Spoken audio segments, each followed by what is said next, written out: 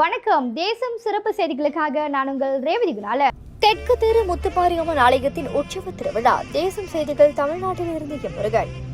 காளையார் கோவிலில் அமைந்துள்ள தெற்கு தெரு முத்துமாரியம்மன் ஆலயத்தின் 46வது ஆண்டு முளைப்பாறை உற்சவ திருவிழா சிறப்பாக நடைபெற்றது.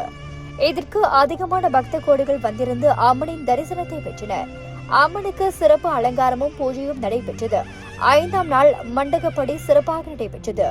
மலேசியாவில் இருந்து மனிதநேய மாமணி ரத்னவதி அம்மையார் இந்த ஆலயத்திற்கு தன்னால் முடிந்த உதவியை செய்வதாக உறுதியளித்துள்ளார்.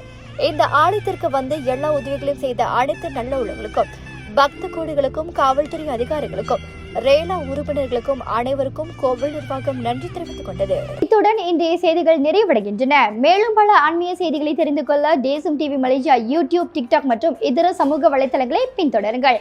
உங்களிடமிருந்து விடைபெறுவது நான் உங்கள் ரேவதி குணாலன். மக்களோடு தேசம், தேசத்தோடு மக்கள். நன்றி, வணக்கம்.